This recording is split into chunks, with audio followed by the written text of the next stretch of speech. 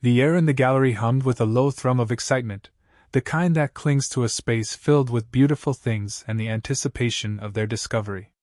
It was Portland, Oregon, 1987, and Daniel Brooks' photography exhibition was in full swing. The gallery, a converted warehouse in the Pearl District, was packed. Art lovers, critics, friends, and family mingled, their voices a cheerful counterpoint to the soft jazz playing in the background. Canvases showcasing Brooks' unique vision lined the walls, each photograph a testament to his burgeoning talent. The images, mostly landscapes, captured the raw, untamed beauty of the Pacific Northwest, the rugged coastline, the towering forests, the serene mountains. Each shot possessed a certain quality, a depth that spoke of Brooks' deep connection to his subject matter. But beneath the surface of this vibrant scene, a shadow lurked. A chilling headline was just around the corner, a stark reminder that even in the most idyllic settings, tragedy can strike. A headline that would forever stain the memory of this night with sorrow and unanswered questions. Daniel Brooks was more than just a photographer, he was a storyteller. His camera was his pen, and the landscapes of Oregon were his characters. He had a knack for capturing the soul of a place, the subtle nuances that often went unnoticed. He wasn't just documenting scenery, he was conveying emotion. He could make you feel the spray of the ocean on your face, the crunch of leaves under your feet, the crispness of the mountain air. He was only 28, but his talent was undeniable. He had a natural eye for composition, a mastery of light and shadow, and an uncanny ability to connect with his subjects on a profound level. He was a rising star in the Portland art scene, and everyone who knew him predicted great things. He was a kind soul, always ready with a smile and a word of encouragement. He was dedicated to his craft, spending countless hours honing his skills and exploring the hidden corners of the Pacific Northwest. He was ambitious, driven by a desire to share his unique vision with the world. He was deeply passionate about his art. Photography was his lifeblood, his reason for being. He saw the world through a different lens, finding beauty in the mundane and capturing moments that others missed. His art was deeply personal, reflecting his own experiences, emotions, and perspectives. He poured his heart and soul into every photograph, imbuing them with a sense of authenticity and vulnerability that resonated with viewers. He was known for his gentle nature and his ability to connect with people from all walks of life. He was a friend to many and a mentor to aspiring artists. He had a positive impact on the Portland community, enriching the city with his art and his spirit. Portland in 1987 was a city on the cusp of change. The gritty, industrial past was slowly giving way to a burgeoning arts and culture scene. The music scene was thriving, with local bands playing in packed clubs every night. The air was thick with creativity, with artists, writers, and musicians flocking to the city in search of inspiration. The city was known for its independent spirit, its quirky charm, and its strong sense of community. There was a palpable sense of optimism, a belief that anything was possible. But beneath the surface of this vibrant city, there were undercurrents of unease. Economic struggles, social tensions, and a growing sense of disparity simmered beneath the surface. The city was also experiencing a rise in crime, particularly in certain neighborhoods. There was a feeling of vulnerability, a sense that the city's idyllic image was starting to crack.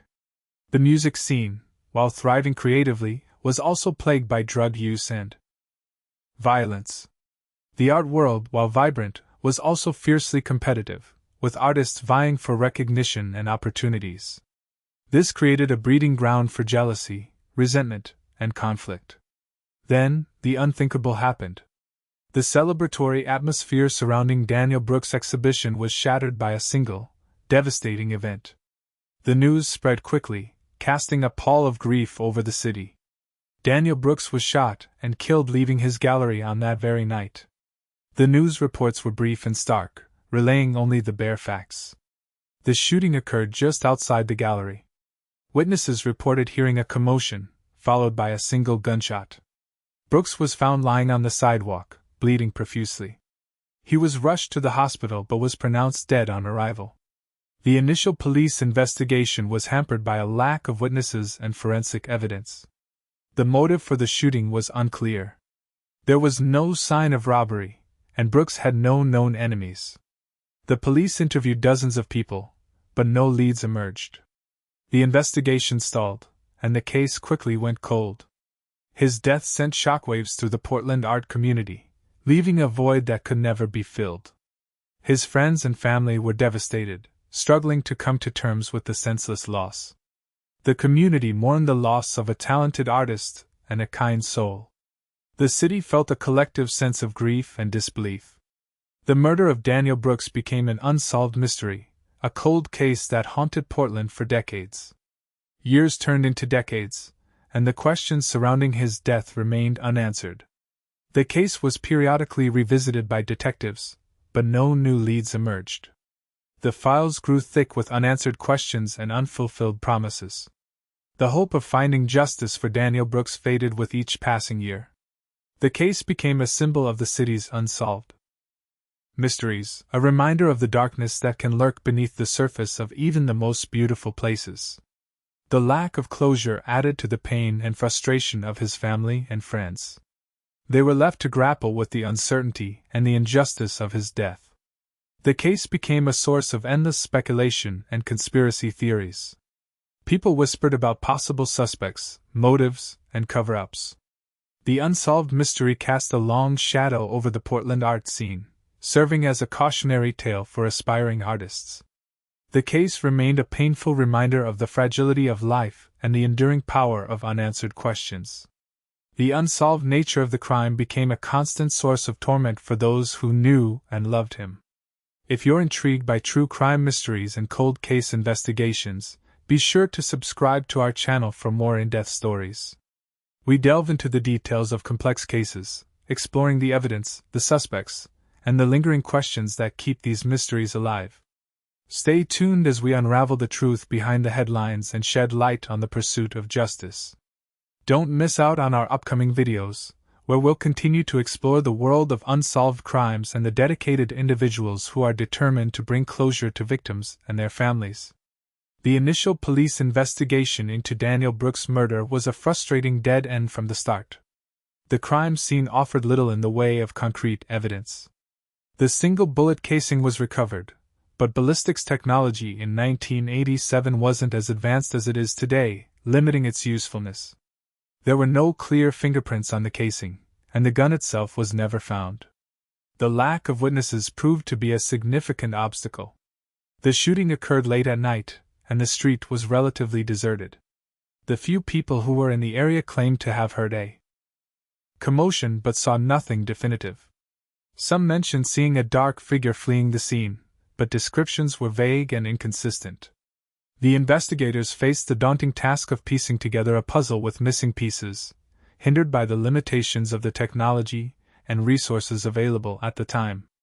Theories abounded, but none gained traction. One theory was that it was a robbery gone wrong.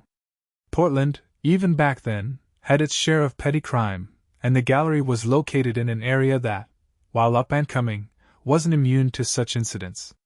However, Brooks' wallet and other valuables were still on his person, making robbery seem unlikely.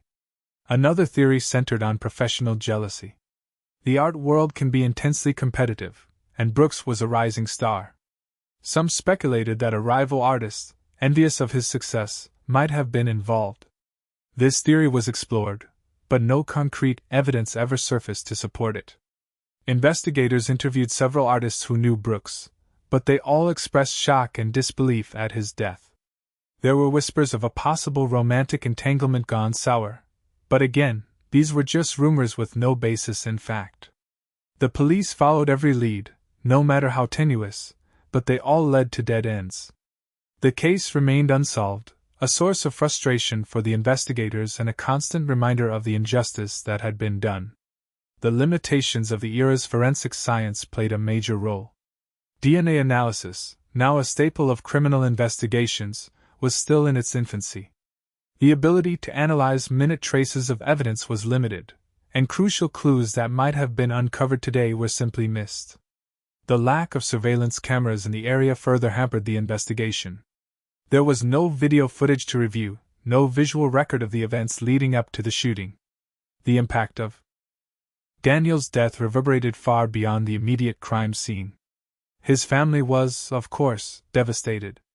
His parents never truly recovered from the loss of their son. The grief was compounded by the fact that his killer remained at large, a constant reminder of the injustice that had been done. His friends were equally heartbroken, struggling to come to terms with the senseless act of violence. "He was such a bright light," one friend recalled. "He had so much talent, so much potential. It's just a tragedy that he was taken from us so soon." The Portland art community was shaken to its core. Brooks was a beloved figure, admired for his talent, his kindness, and his unwavering support of other artists. "Daniel was one of the good ones," another artist said. "He was always willing to help others, to share his knowledge and experience. He made the Portland art scene a better place." His death cast a pall over the community, creating a sense of unease and vulnerability. The loss was felt deeply by all who knew him. His absence left a void that could never be filled. His work, however, lived on, a testament to his talent and his enduring legacy. His photographs continued to be displayed in galleries and museums, reminding the world of his unique vision and his profound connection to the Pacific Northwest. In the immediate aftermath of the murder, several individuals were considered persons of interest, but none were ever officially named as suspects. One was a local gallery owner known for his cutthroat business practices and volatile temper.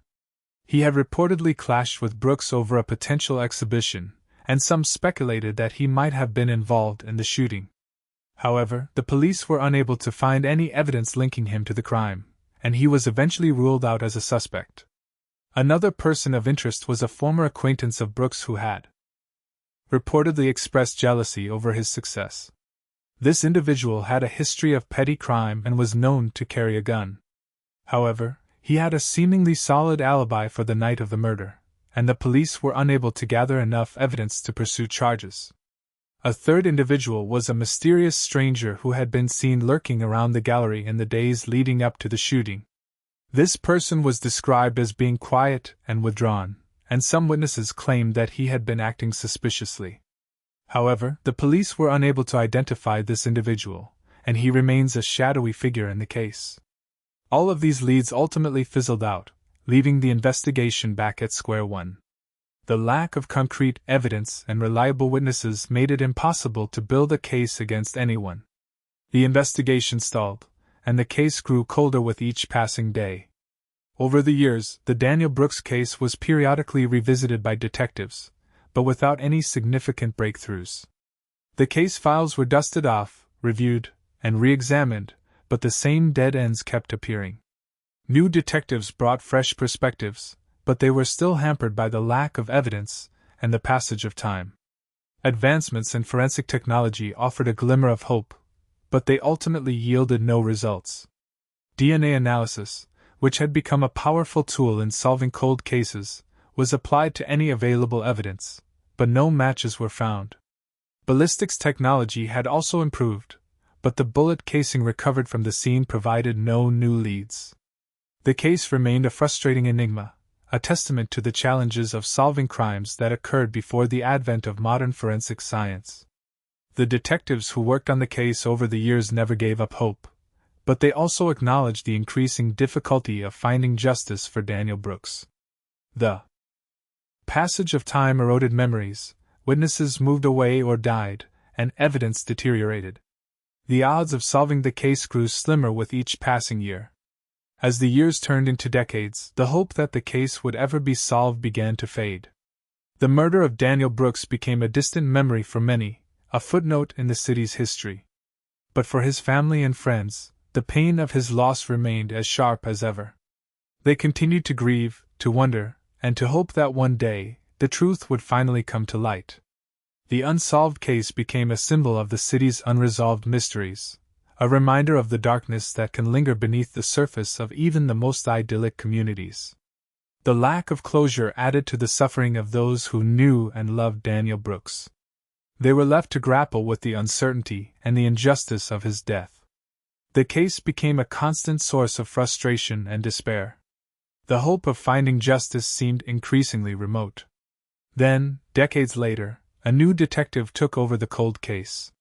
Detective Harding, a seasoned investigator with a reputation for tenacity and a knack for solving difficult cases, decided to give the Brooks case one last shot. He wasn't content to let the case remain unsolved, gathering dust in the archives. He believed that even after all these years, there was still a chance to find the truth.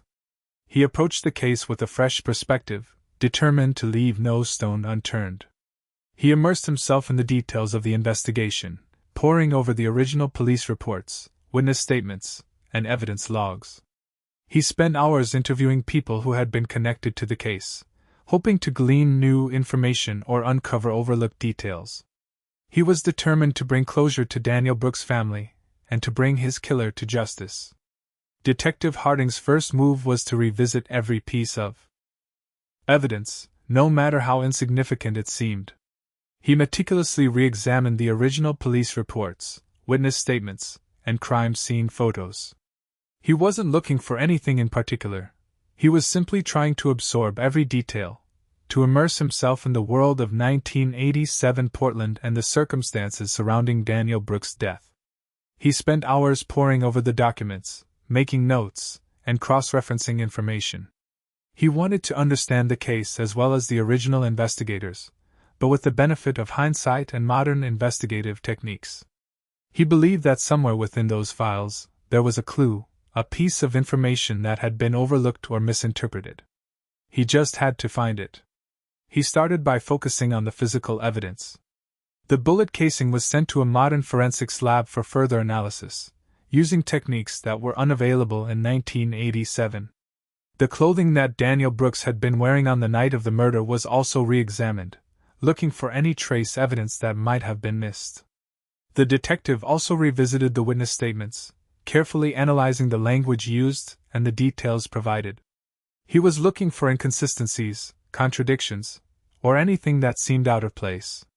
He wanted to understand the witnesses' perspectives, their motivations, and their potential biases. He also sought out new interviews with people who had been connected to the case, hoping that they might remember something new or be more willing to talk after all these years. As Detective Harding delved deeper into the case, certain small details began to emerge, inconsistencies that had been overlooked in the initial investigation. One involved the timeline of events. The original police reports indicated that witnesses heard a commotion followed by a single gunshot.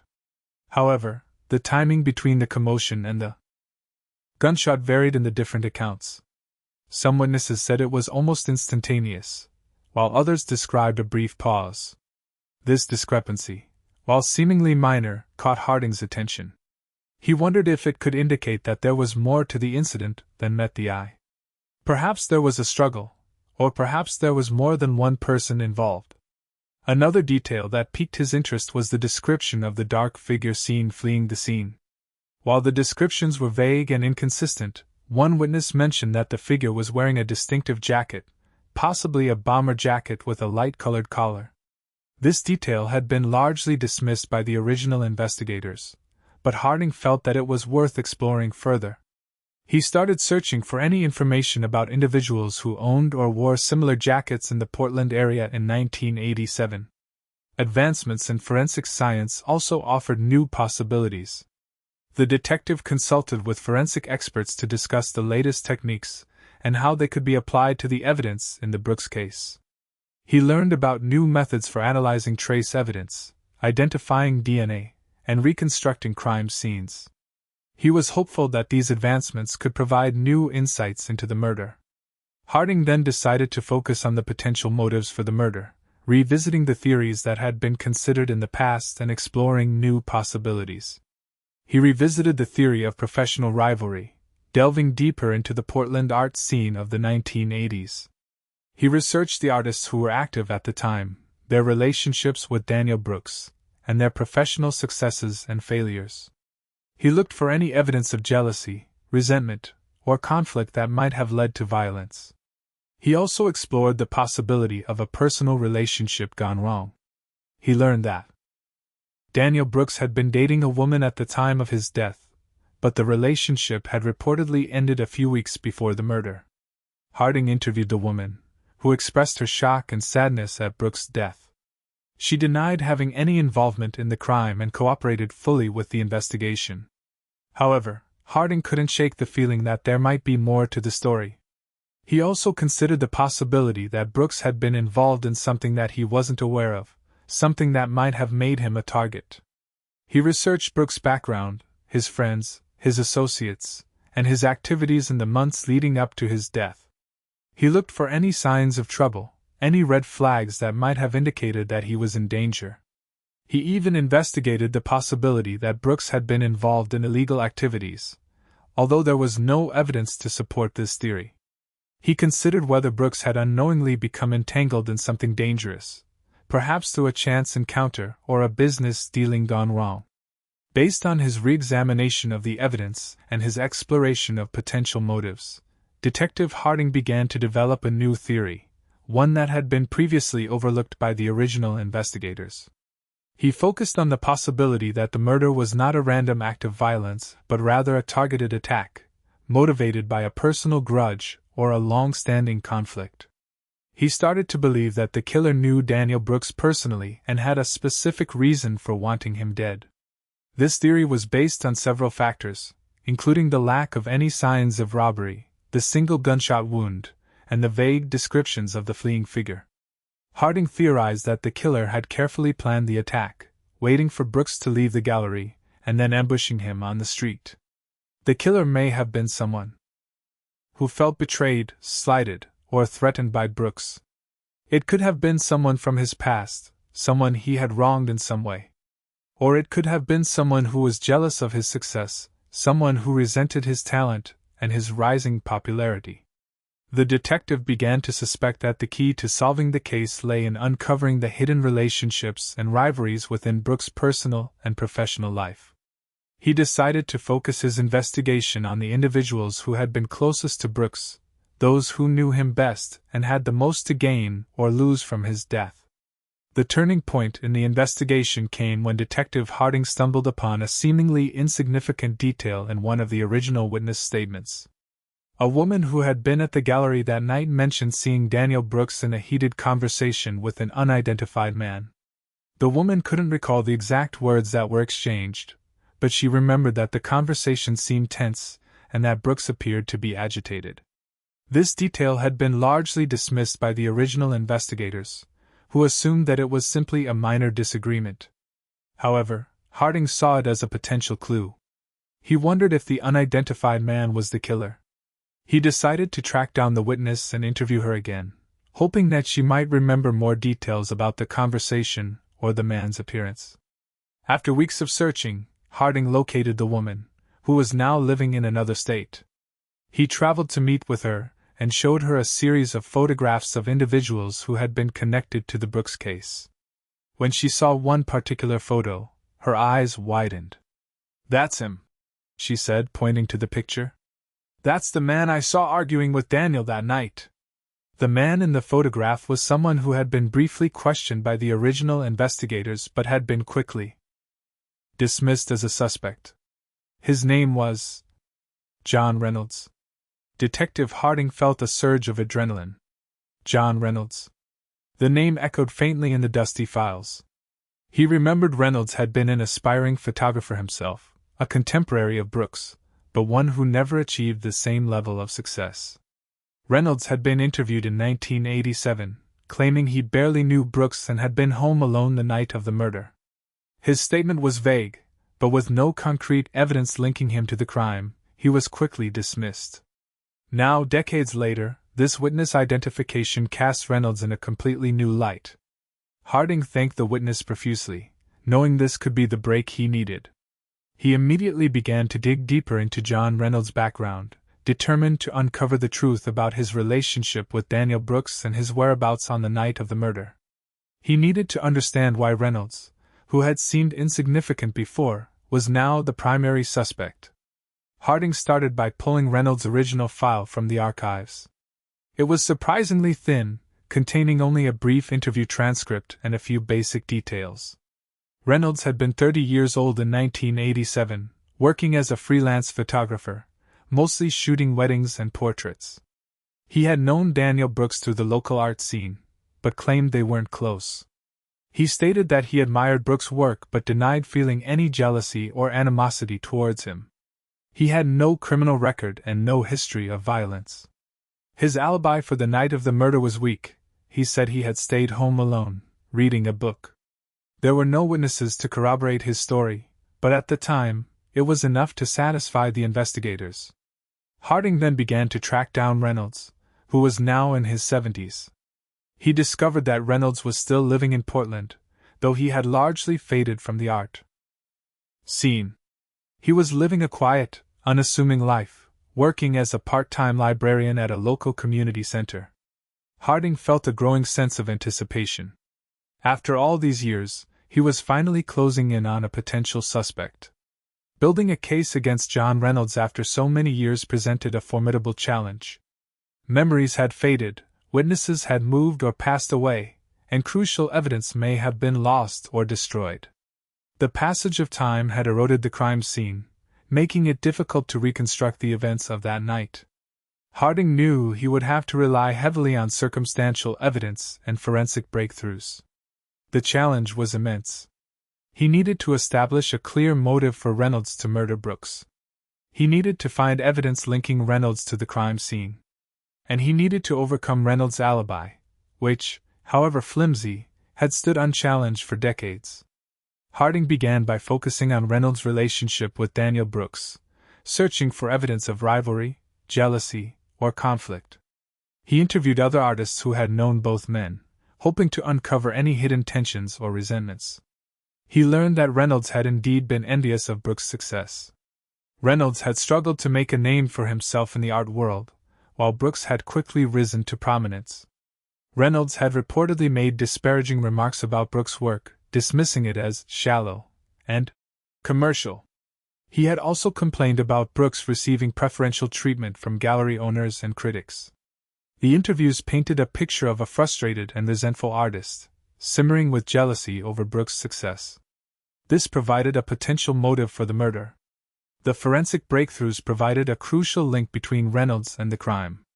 The modern forensics lab was able to extract a partial DNA sample from the bullet casing recovered at the scene. While the sample was degraded due to age, it was still sufficient for comparison. Harding obtained a DNA sample from Reynolds, using a discarded coffee cup he had used at the library. The results came back as a partial match. While the match wasn't definitive, it was strong enough to suggest that Reynolds could not be excluded as a potential contributor to the DNA found on the bullet casing. This was a significant piece of evidence, placing Reynolds at the scene of the crime. Further analysis of the clothing that Daniel Brooks had been wearing on the night of the murder revealed microscopic fibers that were consistent with the type of fabric used in the bomber jacket described by one of the witnesses. Harding obtained a search warrant for Reynolds' home and found an old bomber jacket tucked away in a closet. The jacket was heavily worn, but the fabric matched the fibers found on Brooks' clothing. This provided further evidence linking Reynolds to the murder. The biggest challenge was Reynolds' alibi. He had claimed to have been home alone, reading a book, on the night of the murder. There were no witnesses to corroborate his story, but there was also no evidence to disprove it. Harding decided to focus on the book that Reynolds claimed to have been reading. He tracked down library records from 1987, hoping to find a record of Reynolds borrowing the book. To his surprise, he found no such record. Reynolds had never checked out the book from the library. When confronted with this information, Reynolds became evasive. He claimed that he had borrowed the book from a friend, but he couldn't remember who. He then changed his story, saying that he had bought the book at a used bookstore, but he couldn't remember which one. His alibi was crumbling under the weight of the evidence. The detective felt as though he was peeling back the layers of an onion as he sought the truth of what happened the night Daniel Brooks was murdered. Each layer revealed more questions and new avenues to explore. Reynolds' story was inconsistent and unreliable. He had lied about the book, and he had downplayed his relationship with Daniel Brooks. Harding was convinced that Reynolds was hiding something. The detective had a good feeling about the case, and was ready to bring the decades-old mystery to a close. He had a great amount of respect for the victim, and looked forward to telling his family that justice would finally be served. With the circumstantial evidence mounting against John Reynolds, Detective Harding knew it was time to bring him in for questioning. He orchestrated a plan to monitor Reynolds' movements, hoping to gather additional information before the interrogation. He assigned a team of officers to conduct surveillance, tracking Reynolds' daily routine and observing his interactions with others. They followed him to the library, to the grocery store, and to his modest home on the outskirts of Portland. They meticulously documented his activities, noting any unusual behavior or suspicious contacts. The surveillance team observed that Reynolds was a creature of habit, following the same routine day after day. He seemed withdrawn and isolated, rarely interacting with others. He spent most of his time reading, tending to his garden, and watching television. He appeared to be a lonely and unremarkable old man, a far cry from the ambitious and resentful artist he had been in 1987. However, the surveillance team did notice a few oddities. On several occasions, Reynolds was observed visiting a local pawn shop, where he sold small items of jewelry and other personal belongings. This seemed unusual for a man who appeared to be living a comfortable, if simple, life. The team also noticed that Reynolds was unusually vigilant, constantly scanning his surroundings and looking over his shoulder, as if he were being watched.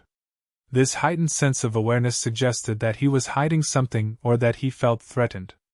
Harding hoped that the surveillance would provide some additional clues or insights into Reynolds' state of mind. He wanted to understand what was going through Reynolds' head after all these years. Was he consumed by guilt? Was he afraid of being caught? Or was he simply living in denial, pretending that the past had never happened? The surveillance gave Harding a valuable opportunity to assess Reynolds' demeanor and to prepare for the upcoming interrogation. He wanted to be fully prepared to confront Reynolds with the evidence and to challenge his alibi. The interrogation of John Reynolds took place in a small, windowless room at the Portland Police Bureau. Detective Harding sat across from Reynolds, a folder containing the case files spread out on the table between them. Reynolds appeared nervous and apprehensive, fidgeting in his chair and avoiding eye contact. He was dressed in a simple cardigan and slacks, looking frail and vulnerable. Harding began the interrogation by asking Reynolds about his relationship with Daniel Brooks, carefully observing his reaction. Reynolds reiterated his previous statement, claiming that he barely knew Brooks and had no reason to harm him. He acknowledged that he had been envious of Brooks' success but insisted that it was just a passing feeling. He denied having any involvement in the murder. Harding then presented Reynolds with the witness statement identifying him as the man who had been arguing with Brooks on the night of the murder. Reynolds became agitated, denying the accusation and claiming that the witness was mistaken. He insisted that he had been home alone that night, reading a book. Harding then challenged Reynolds' alibi, presenting him with a library record showing that he had never checked out the book he claimed to have been reading. Reynolds became flustered, offering a series of inconsistent and contradictory explanations. He claimed that he had borrowed the book from a friend, then that he had bought it at a used bookstore. He was clearly struggling to maintain his story. Detective Harding ratcheted up the pressure, presenting Reynolds with the forensic evidence linking him to the crime scene. He showed him the DNA results from the bullet casing and the fiber analysis from the bomber jacket. Reynolds paled, his hands trembling. He continued to deny any involvement in the murder, but his voice was barely a whisper. Harding pressed him relentlessly, challenging his denials and highlighting the inconsistencies in his story. He pointed out that the evidence was mounting against him and that it was only a matter of time before the truth came out. He urged Reynolds to confess, telling him that it was the only way to find peace and to bring closure to Daniel Brooks' family. Harding employed a variety of interrogation techniques, including appealing to Reynolds' conscience, challenging his memory, and confronting him with the evidence. He tried to build a rapport with Reynolds, showing empathy and understanding. He also used silence effectively, allowing Reynolds' discomfort to build and hoping that he would eventually crack under the pressure. Despite the mounting pressure and the overwhelming evidence, John Reynolds refused to confess. He maintained his innocence, insisting that he had nothing to do with Daniel Brooks' murder. He claimed that the evidence was circumstantial and that the police were trying to frame him. He became increasingly defiant, accusing Harding of harassment and demanding to speak to a lawyer. Detective Harding knew that he was running out of time. He had spent hours interrogating Reynolds, but he was no closer to obtaining a confession. He realized that he would have to build his case on circumstantial evidence, hoping that it would be enough to convince a jury. While he had hoped for a confession, the lack thereof didn't mean the case was over. He had gathered a lot of information, and felt that he had enough to move forward with an arrest. The age of the case presented significant legal challenges for the prosecution.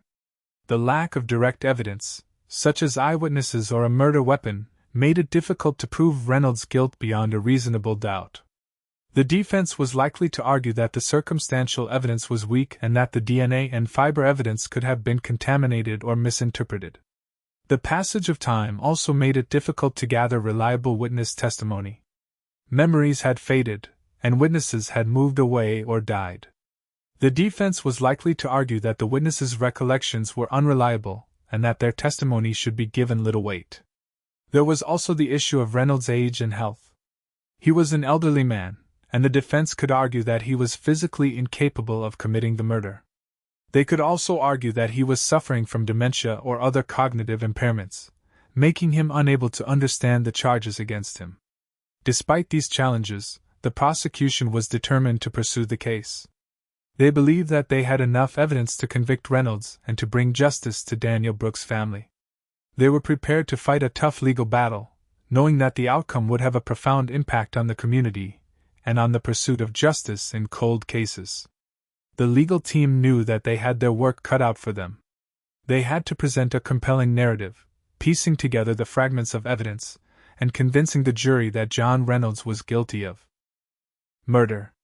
The road ahead would be long and arduous, but they were committed to seeing justice served. Detective Harding made the decision. He had enough. It was time. He issued the order, and officers moved swiftly to place John Reynolds under arrest for the murder of Daniel Brooks. The arrest sent shockwaves through the Portland community, a collective gasp of disbelief and a hesitant stirring of hope. After decades of silence, after years of unanswered questions, a name had finally been attached to the crime. The news spread like wildfire, dominating local news broadcasts and sparking conversations in coffee shops and on street corners. For many, it was a moment of vindication, a sign that even the coldest of cases could be brought to justice. The arrest provided a sense of closure, a feeling that the city could finally move forward from the tragedy.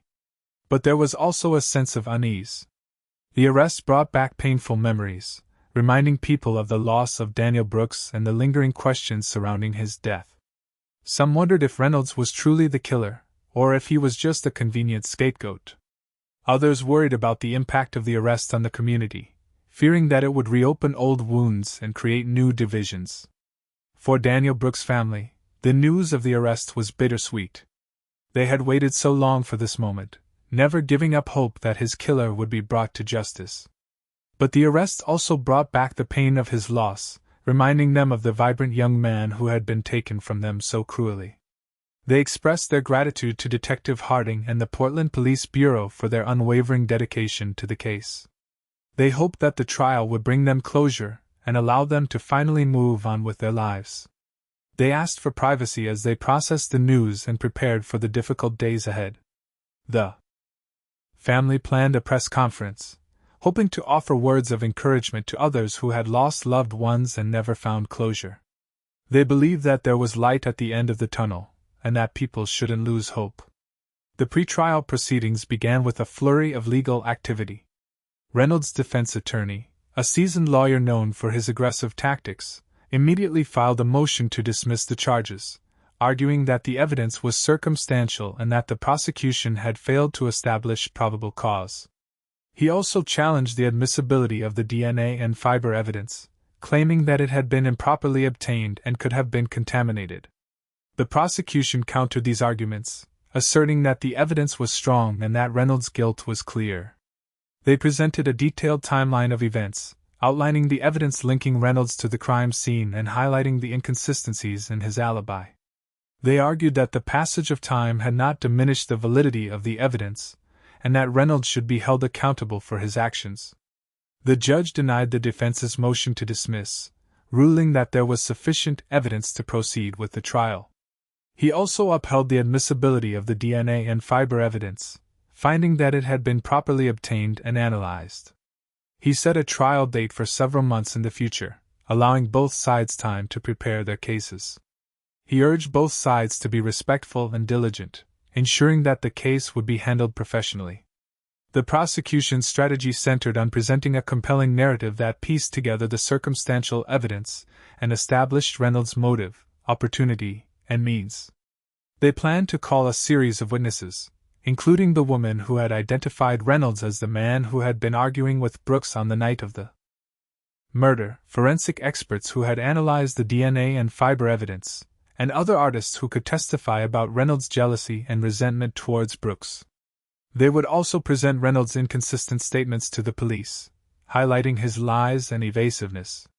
The prosecution intended to paint a picture of a man consumed by jealousy and driven to violence, a man who had meticulously planned and executed the murder of Daniel Brooks. The prosecution felt confident in their strategy, and they believed that they would be able to convince the jury of Reynolds' guilt.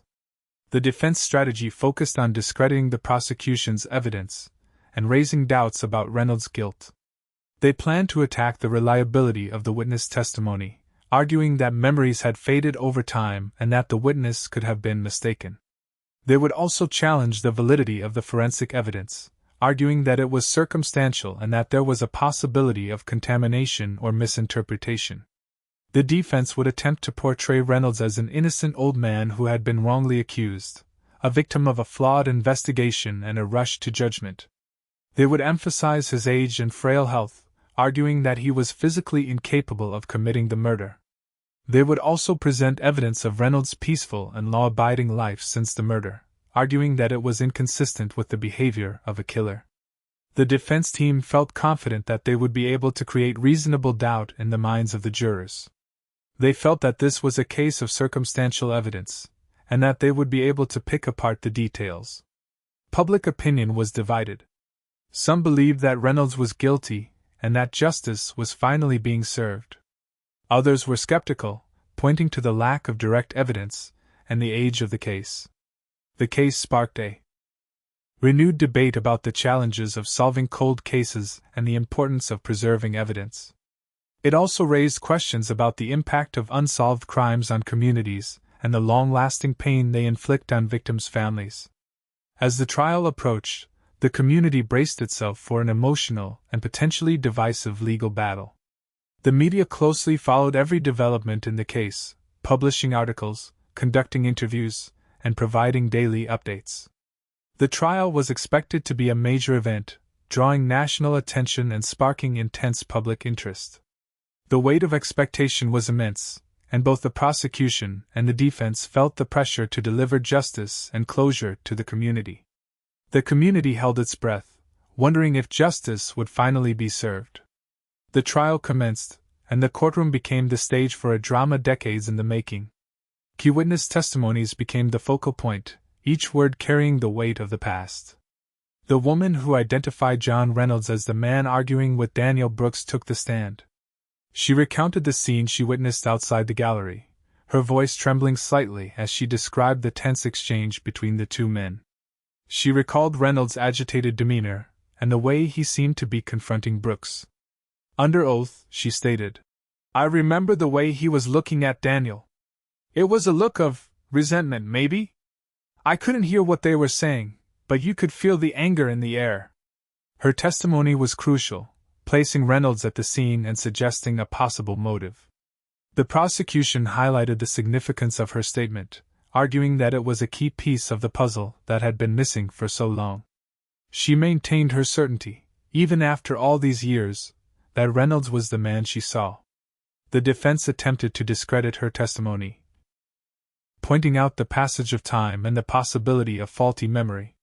They questioned her about the details of the scene, trying to expose any inconsistencies or uncertainties in her recollection. But she remained steadfast in her identification, her conviction unwavering. The forensic experts also provided compelling testimonies.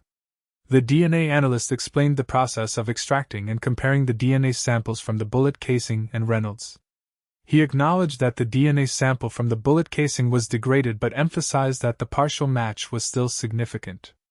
He stated that it was highly unlikely that the DNA belonged to someone other than Reynolds.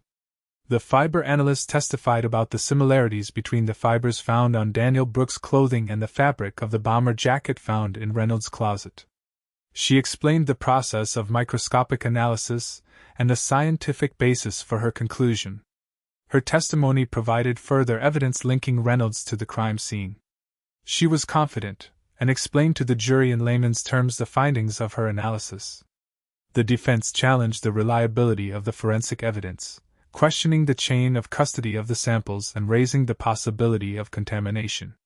They brought in their own experts to offer alternative interpretations of the data. The defense experts argued that the partial DNA match was insufficient to establish guilt, and that the fiber evidence was too common to be conclusive. The battle of experts created a complex and confusing picture for the jury, forcing them to weigh the conflicting opinions and to determine which side was more credible. In a dramatic turn, John Reynolds himself took the stand. He calmly and consistently denied any involvement in Daniel Brooks' murder. He repeated his alibi, claiming to have been home alone that night, reading a book. He denied ever arguing with Brooks and claimed that he barely knew him. When questioned about the DNA and fiber evidence, Reynolds offered a series of implausible explanations. He suggested that the DNA could have been transferred to the bullet casing through secondary contact, perhaps by someone who had touched both the casing and Reynolds himself. He claimed that the bomber jacket was old and that he had owned it for many years, suggesting that it could have been exposed to fibers from various sources. His demeanor was that of a frail, confused old man, seemingly incapable of such a violent act. The prosecution cross-examined Reynolds aggressively, challenging his denials and highlighting the inconsistencies in his story. They pointed out his lies about the book and his downplaying of his relationship with Daniel Brooks. They pressed him on the details of his alibi, trying to expose any weaknesses or contradictions. Reynolds remained steadfast in his denials, but his composure began to crack under the relentless questioning. He became agitated and defensive, his voice trembling and his hands shaking. The jury watched intently, trying to discern whether Reynolds was telling the truth or desperately trying to conceal it. The closing arguments were a culmination of weeks of testimony and evidence presentation. The prosecution delivered a passionate and persuasive argument, summarizing the evidence and weaving together a compelling narrative of Reynolds' guilt. They emphasized Reynolds' motive, his opportunity, and the forensic evidence linking him to the crime scene. They painted a picture of a jealous and resentful artist who had meticulously planned and executed the murder of Daniel Brooks. The prosecutor spoke of the coldness of the crime and the lack of remorse of the defendant. "For years, Daniel Brooks' family has suffered," she said. "They have been waiting for justice, and today, you have the power to give it to them." The defense attorney delivered a calm and reasoned argument, attacking the prosecution's evidence and raising doubts about Reynolds' guilt. He emphasized the lack of direct evidence and the possibility of mistaken identity or contamination of evidence. He portrayed Reynolds as an innocent old man who had been wrongly accused, a victim of a flawed investigation and a rush to judgment. He reminded the jury of their duty to presume Reynolds innocent and to acquit him if they had any reasonable doubt. The jury retired to deliberate, the fate of John Reynolds resting in their hands. The deliberation process was tense and protracted, lasting for several days. The jurors grappled with the conflicting evidence, the complex legal arguments, and the emotional weight of the case. They reviewed the witness testimonies, re-examined the forensic evidence, and debated the credibility of Reynolds' alibi. They struggled to reconcile the conflicting narratives presented by the prosecution and the defense. Some jurors were convinced of Reynolds' guilt, pointing to the forensic evidence and the inconsistencies in his story. Others were hesitant to convict, citing the lack of direct evidence and the possibility of mistaken identity. The jurors argued and debated, their voices rising and falling as they wrestled with the decision. They felt the weight of responsibility, knowing that their verdict would have a profound impact on Reynolds, Daniel Brooks' family, and the community. The deliberations were stressful. Finally, after days of intense deliberation, the jury reached a verdict. The courtroom fell silent as the jurors filed back into their seats. John Reynolds sat motionless, his face pale and drawn, as the foreperson stood to announce the verdict. In the matter of the state of Oregon versus John Reynolds on the charge of murder in the second degree, we the jury find the defendant guilty. A collective gasp filled the courtroom. Daniel Brooks' family wept with relief and gratitude. The prosecution team exchanged smiles of satisfaction. John Reynolds sat slumped in his chair, his face devoid of emotion. The jury had spoken. Justice had finally been served. The verdict sent a powerful message that even after decades, justice can prevail. The cold case was finally closed, and the community could finally find closure. The judge thanked the jury for their service, and scheduled sentencing for the following month. The world seemed to hold its breath. The aftermath of the trial was a whirlwind of emotions for Daniel Brooks' family, friends, and the Portland community. The guilty verdict brought a sense of closure, a feeling that justice had finally been served after decades of waiting. Yet it also stirred up painful memories and a renewed sense of loss. The trial had forced everyone to relive the tragedy, and the verdict, while welcomed, couldn't erase the years of grief and uncertainty. For Daniel's parents, who had tirelessly advocated for justice, the verdict was a validation of their unwavering belief that his killer would eventually be found. They expressed their gratitude to Detective Harding and the prosecution team, acknowledging their dedication and perseverance. They also spoke of Daniel's legacy, emphasizing his talent, his kindness, and his positive impact on the art world. They vowed to keep his memory alive and to continue supporting aspiring artists in his name. For Daniel's friends and colleagues, the verdict was a bittersweet moment. They were relieved that his killer had been brought to justice, but they also mourned the loss of a dear friend and a talented artist. They remembered his infectious enthusiasm, his gentle spirit, and his unwavering support for their creative endeavors. They spoke of his potential, the heights he could have reached had his life not been cut short. They organized a memorial exhibition of his work, celebrating his artistic achievements and paying tribute to his enduring legacy. The exhibition drew large crowds, a testament to the lasting impact of Daniel Brooks on the Portland art community. The community as a whole experienced a mix of emotions. There was relief that the cold case had finally been solved, bringing a sense of closure to a long-standing mystery. There was also a sense of sadness, a recognition of the tragic loss of a talented artist and the pain that his death had inflicted on the community.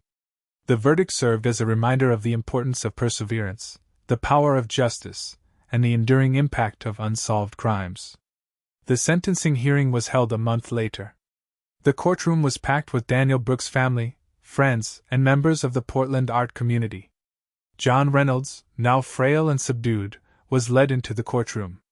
He showed no emotion as the judge prepared to deliver his sentence.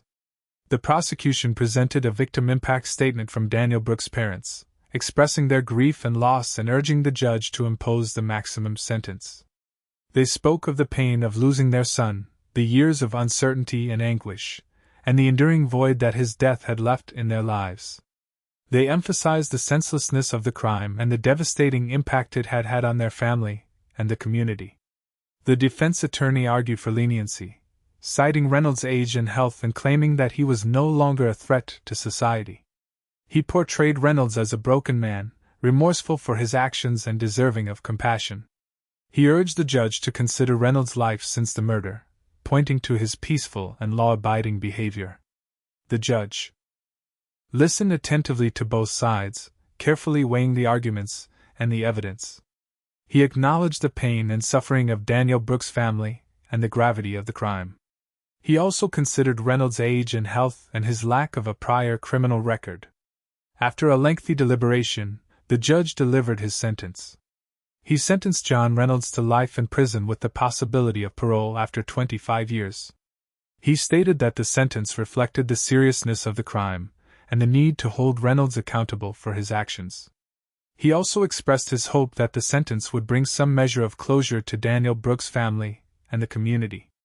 The sentence was met with a mix of emotions. Daniel Brooks' family expressed their satisfaction, stating that justice had finally been served. The defense attorney expressed his disappointment, arguing that the sentence was excessive and unwarranted. John Reynolds showed no emotion as the sentence was read. He was immediately taken into custody and transported to a state correctional facility. The sentencing marked the end of a long and arduous legal process, bringing a sense of finality to the case. The resolution of the Daniel Brooks cold case offered a profound reflection on the meaning of justice, particularly in cases that linger for decades. It highlighted the challenges of bringing closure to victims' families after so many years, the difficulties of gathering evidence and securing convictions in the face of faded memories and lost leads. Yet, it also underscored the importance of perseverance, the dedication of law enforcement, and the power of forensic science in solving even the most elusive crimes. The case served as a reminder that justice, while often delayed, can ultimately prevail.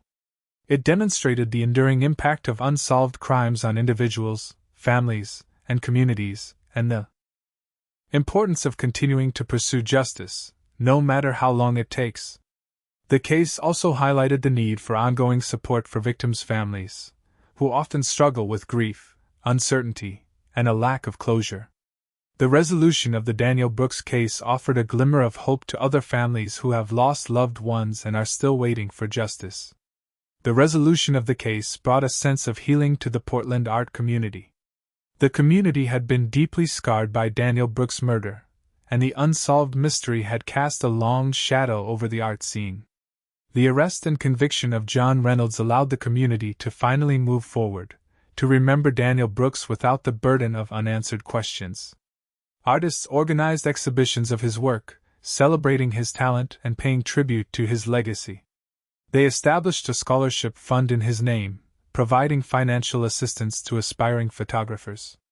They spoke openly about his impact on the community, emphasizing his kindness, his generosity, and his unwavering support for other artists.